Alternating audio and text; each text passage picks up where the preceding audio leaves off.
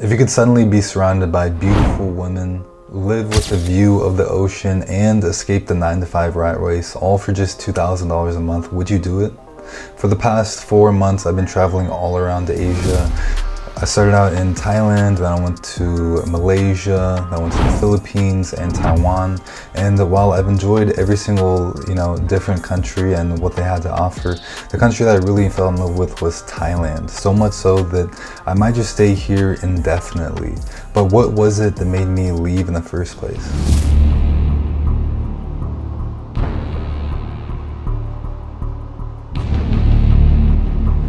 Shooting here, at least 18 dead. Is that the U.S. economy will go into recession by the middle of next year. The surging crime numbers resulting in warnings from foreign governments to their citizens planning to travel. Being charged with the murder of an unarmed black man. The American dream just isn't what it used to be. With record rates of inflation, crime, and hoflation, the average man is having to work at least twice as hard for living conditions that are subpar and for women that are twice as masculine and egocentric, just to be court-ordered to pay child support for children that aren't yours, to possibly get robbed by police officers on your way back home from work, and for the IRS to take what little you have left. There's just not many incentives for men to be men these days, and this is the unfortunate reality of America, and this very well could be your reality as well if you don't play your cards right. So what's it been like living outside of the Matrix these past 4 months? Well, let's talk about the cost of living.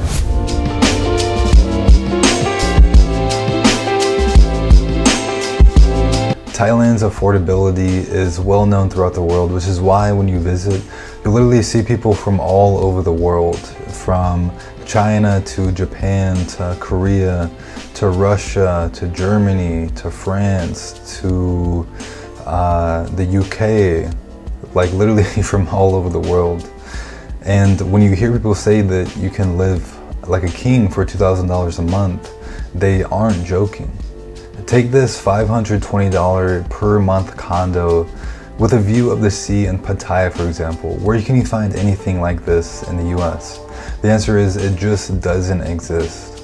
More than likely, you'll be paying at least 4 times that price for something similar in LA, just to potentially be robbed on your way back home from work, having to fend off all the homeless people, or even deal with jealous people who might scratch your car, or thieves who might steal parts off of your car when it's just, parked right outside your residence. It's just not worth it. For me personally, I'd rather cut my living expenses at least in half, if not more, while vastly improving my quality of living, while vastly, improving my surroundings in terms of, safety, in terms of beauty, in terms of having decent people around, all the while having an amazing view of the beach, not to mention my pick of the litter when it comes to women.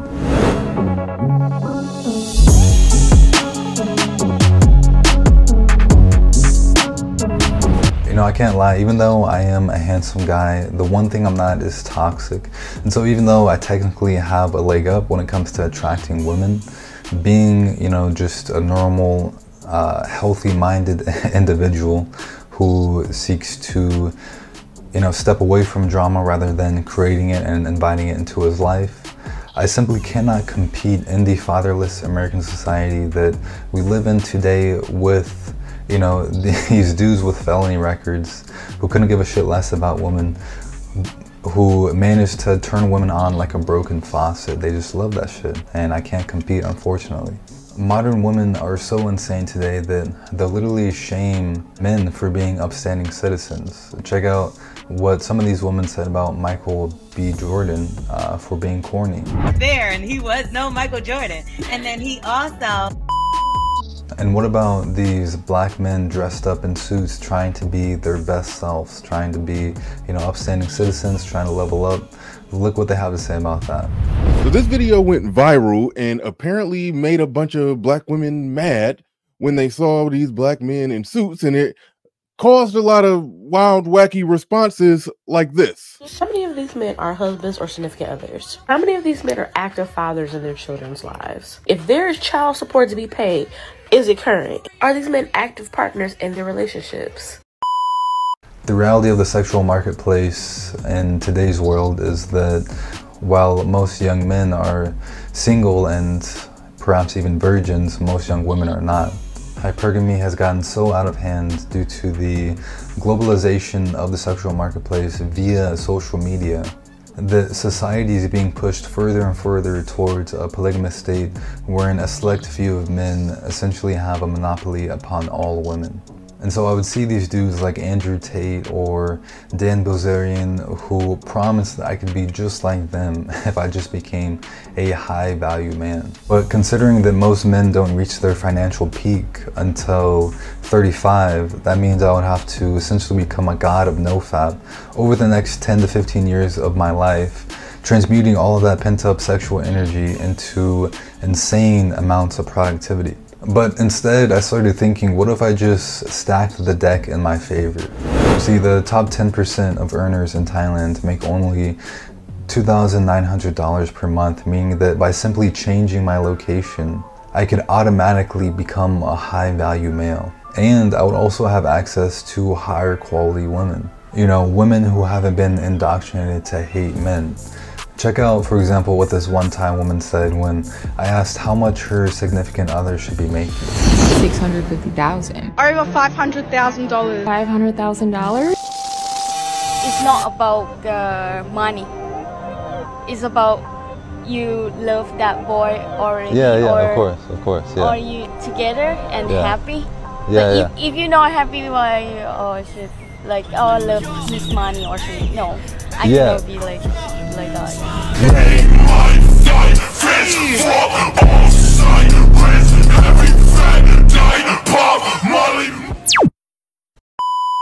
You see, in my experience, Thai women are not only more feminine, but they tend to be more mature and family-oriented as well, making them an all-around far better investment than the liabilities that are Western women. It's funny, actually, my Taiwanese girlfriend is turning 25 pretty soon here, and she was telling me she was upset because of this specific term that they have in Chinese culture, and it's also found within Taiwan as well.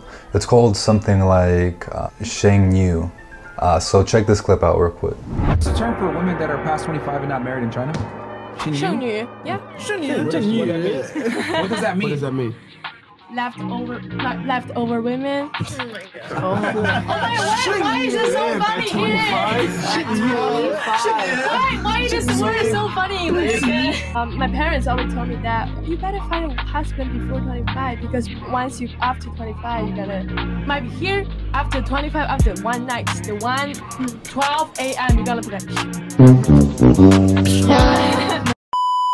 Asian culture in general seems to be anti-simp, thereby producing superior women. Now, I'm not saying that there's anything wrong with being a gentleman. However, something that is massively overlooked in today's Western men is a little something called self-respect. You see, most Western men today are willing to put up with a woman's bullshit, are willing to get on their hands and knees and degrade themselves just to get in between a woman's legs. In my opinion, that's absolutely pathetic, and that's exactly why the women of the West are the way that they are today. But I digress. I mean, what good is a higher quality of living and higher quality of woman if you still have to worry about police killing you in a traffic stop? So let's talk about racism.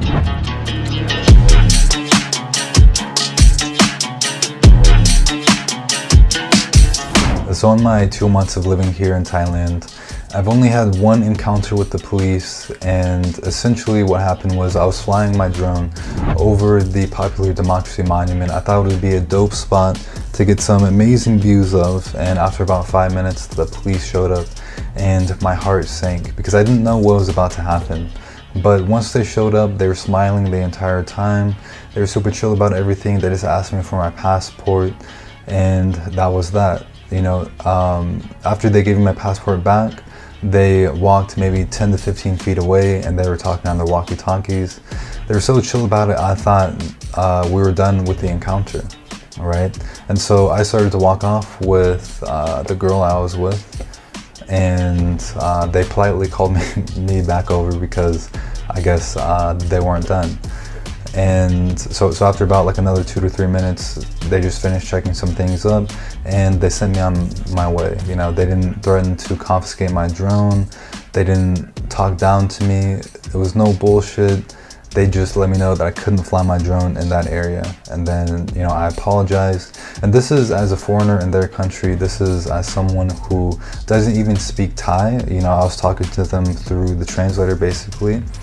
And yeah, the experience was very pleasant, as opposed to when you interact with American police officers who assume that you're a criminal, who get in your face and you know, will lie to you, will trample over your rights as an American citizen routinely.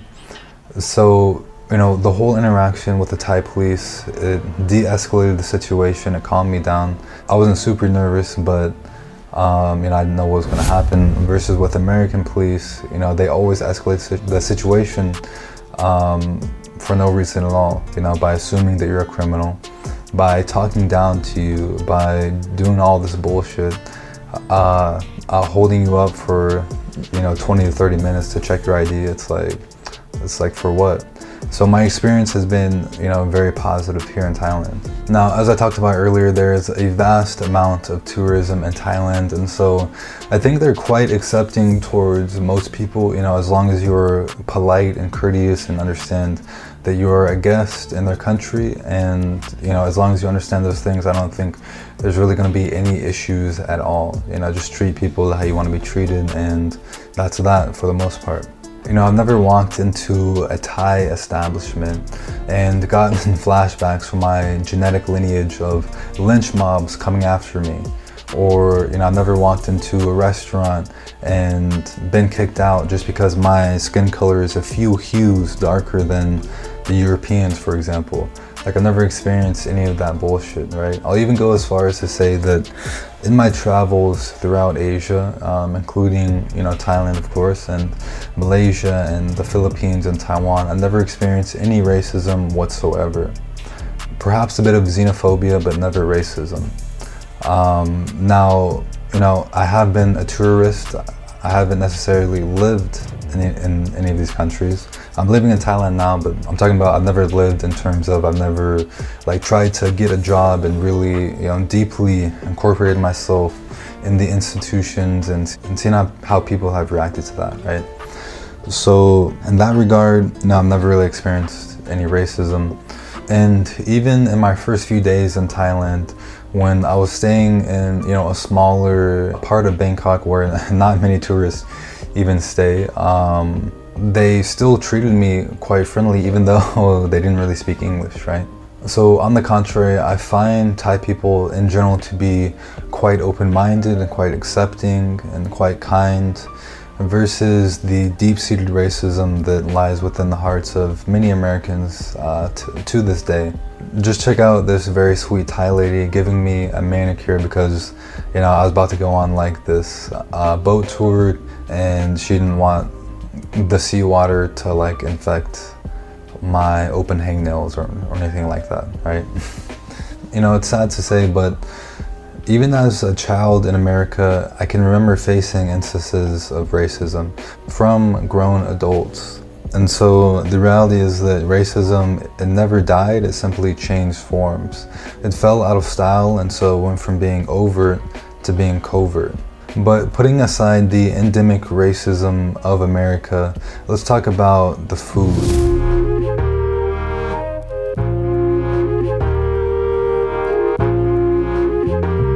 You see, it's not just the women and the culture of America that's toxic, but it's literally the food as well.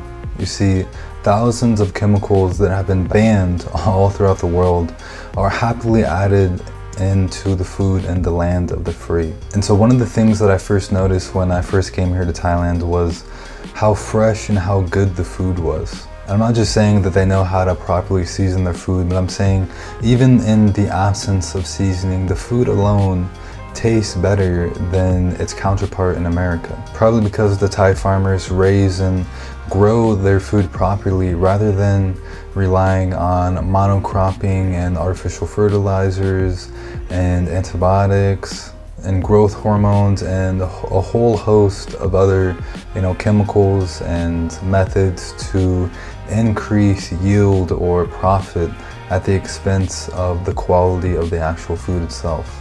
But to be honest, the food here is so affordable that I can literally eat out for every single meal here and still pay less in the end versus when I would buy my groceries and cook everything for myself in America. So when you take all this into account, the extremely affordable cost of living, the extremely beautiful and picturesque surroundings that you'll find yourself in while traveling throughout Thailand, the sexy and feminine woman, the amazing food, and the insane increase in your quality of living while being in Thailand, I really don't see why I would ever go back to the land of the free, right? Especially when you consider the crime-ridden cities, the fact that you literally have people doing drugs on, the side of the street, say in San Francisco, for example, where, there's like kids' schools right across the street. Then saying the homeless issue that we have in many, cities, especially in LA,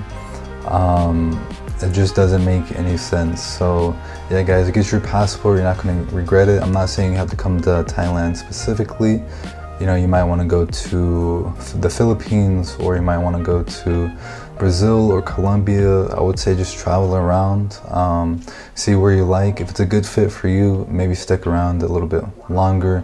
See if you actually want to live there for a year or two maybe, right? So yeah, guys, I hope that gave you guys some valuable insight. I hope you guys liked the video. See you guys in the next one. As always, keep dreaming while you're awake. Peace. You ever wonder what it feels like when dreams bleed into real life? Seen scenes from TV, get realized. Palm trees, a soft breeze and chilled ice till tides wash away our problems in the spilled wine.